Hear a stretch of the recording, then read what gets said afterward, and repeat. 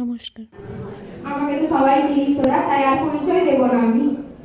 আজ প্রায় শেষ দেখা আমাদের, এরপর সবাই নতুন জীবন শুরু।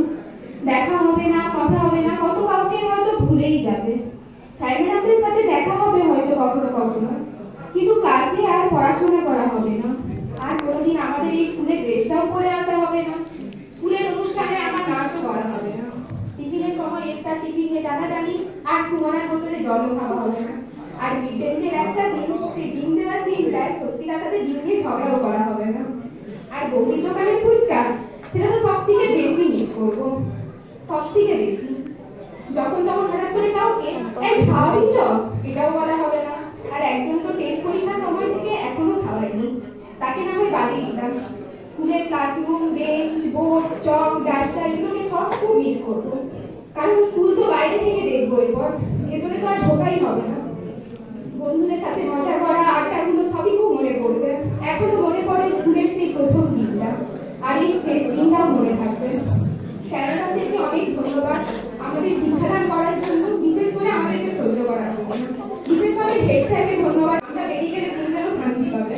এই অনাথি ছাত্রার টাকা দিই, এই কন্যাশ্রীর টাকা দিই, এই মোবাইলের টাকা দিই, এই সরস্বতী পুজোর বাইরে প্যান্ডেল করবো, কম্পিটিশনের প্রাইজ দিই, এটা দিন ওটা দিন, এটা করবো ওটা করবো, অনেক বিরক্তি করেছি স্যারকে।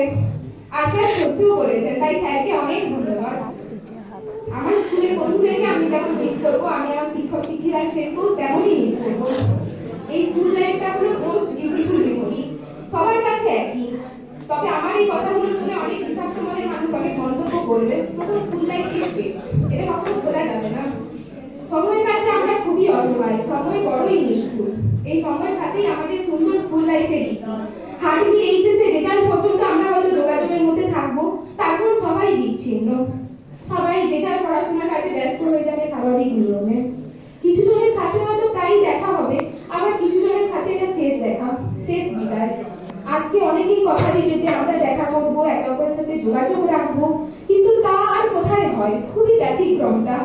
যোগাযোগ যদি থাকেও, তবে হয়তো কিছু ব্যবহার খুব বিরক্তিকর লাগবে, যা একসময় খুব মজার ছিল। সবই স্বাভাবিক নিয়ম। কিন্তু যেটা বলবো সেটা হলো, কাউকে দেখা করার দরকার নেই, দেখা যদি ইচ্ছা হয় দেখা করবে, কিন্তু যেটা সব থেকে বিশেষভাবে মনে রাখা উচিত, সেটা হলো কখনো স্মৃতির কথা থেকে হারিয়ে যেতে দিবি না। সবাই মনে রাখবি, আমাকে মনে রাখবি, সবাই একে অপরকে মনে রাখবি। কথা হোক না হোক, দেখা হোক না হোক, মনে রাখবি। সারা জীবনে নতুন শুরু, নতুন রাস্তা, নতুন পথ, তাই ভুলে যাওয়াটা খুবই স্বাভাবিক। তবুও পুরোটাকে আঁকড়ে ধরে রাখাটাই জীবন। ভবিষ্যৎ কেউ জানে না, তাই দেখানো করে বলবো মনে রাখতে। যেন রাস্তায় কখনো কোথাও বাসে অফিসে দেখা হলে কখনো যদি জিজ্ঞেস করি কিরে কেমন আছিস, তখন উত্তরে যেন এটা না পাই, তুমি কে বলো তো চিনতে পারলাম না। এটা খুবই খারাপ লাগে, তাই বলবো মনে রাখবি। আর কি বলবো, অনেক কিছুই বললাম।